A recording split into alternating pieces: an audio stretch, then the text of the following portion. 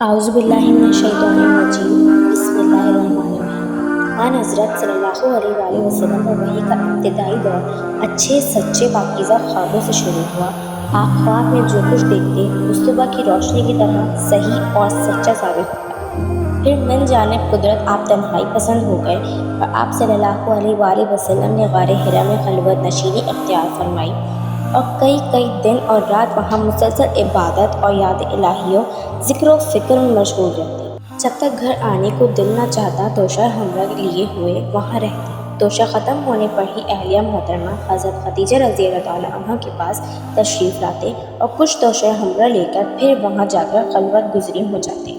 یہی طریقہ جاری رہا یہاں تک کہ آپ پر حق منکشف ہو گیا اور آپ غار حرا ہی میں قیام پذیر تھے کہ اچانک حضرت جبریل علیہ السلام آپ کے پاس حاضر ہوئے اور کہنے لگے کہ اے محمد پڑھو۔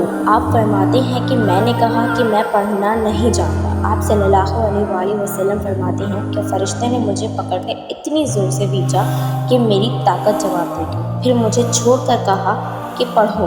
میں نے پھر وہی جواب دیا کہ میں پڑھا ہوا نہیں ہوں۔ اس فرشتے نے مجھ کو نہایت ہی زور سے بھیجا کہ مجھ کو سخت تکلیف محسوس ہوئی۔ پھر اس نے کہا کہ پڑھ۔ میں نے کہا کہ میں پڑھا ہوا نہیں ہوں۔ فرشتے نے تیسری بار مجھ کو پکڑا اور تیسری مرتبہ پھر مجھ کو بھیجا، پھر مجھے چھوڑ دیا اور کہنے لگا کہ پڑھو۔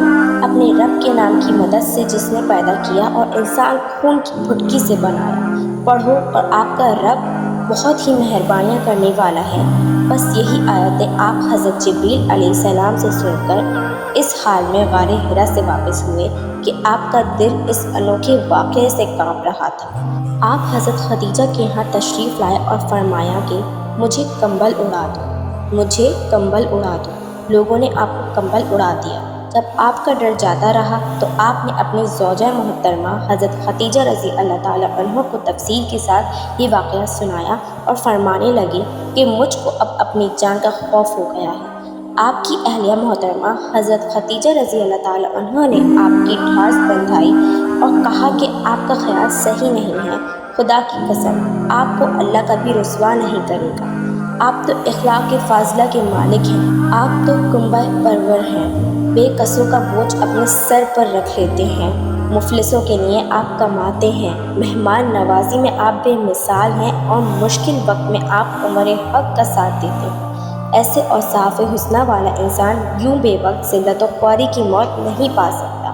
پھر مزید تسلی کے لیے حضرت خدیجہ رضی اللہ تعالیٰ عنہ آپ صلی اللہ علیہ وآلہ وسلم کو ورقہ بن نوفل کے پاس لے گئے جو ان کے چچا زاد بھائی تھے اور زمانہ جاہلیت میں نصرانی مذہب اختیار کر چکے تھے اور عبرانی زبان کے کاتب تھے۔ چنانچہ انجیل کو بھی حسب منشائے خداوندی عبرانی زبان میں لکھا کرتے تھے۔ انجیل سریانی زبان میں نازل ہوئی تھی، پھر اس کا ترجمہ عبرانی زبان میں ہوا۔ ورقہ اس کو لکھتے تھے، وہ بہت بوڑھے ہو گئے تھے، یہاں تک کہ ان کی بینائی بھی رخصت ہو چکی تھی۔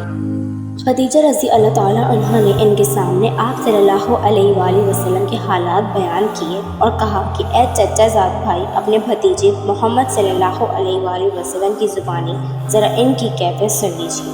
وہ بولے کہ بھتیجے، آپ نے جو کچھ دیکھا ہے اس کی تفصیل سناؤ۔ چنانچہ آپ صلی اللہ علیہ وآلہ وسلم نے از اول تا آخر پورا واقعہ سنایا، جسے سن کر ورقہ بے اختیار ہو کر بول اٹھے کہ یہ تو وہی ناموس معزز رازدان فرشتہ ہے جسے اللہ نے موسیٰ علیہ السلام پر وحی دے کر بھیجا تھا۔ کاش میں آپ کے اس عہد نبوت کے شروع ہونے پر جوان عمر ہوتا، کاش میں اس وقت تک زندہ رہتا جبکہ آپ کی قوم آپ کو اس شہر سے نکال دے گی۔ رسول اللہ صلی اللہ علیہ وآلہ وسلم نے یہ سن کر تعجب سے پوچھا کہ کیا وہ لوگ مجھ کو نکال دیں گے، حالانکہ میں تو ان میں صادق و امین و مقبول ہوں؟ ورقہ بولا، ہاں یہ سب کچھ سچ ہے، مگر جو شخص بھی آپ کی طرح امر حق لے کر آیا لوگ اس کے دشمن ہی ہو گئے ہیں۔ اگر مجھے آپ کی نبوت کا وہ زمانہ مل جائے تو میں آپ کی پوری مدد کروں گا۔ مگر ورقہ کچھ دنوں کے بعد انتقال کر گئے، پھر کچھ عرصہ تک وحی کی آمد موقوف رہی۔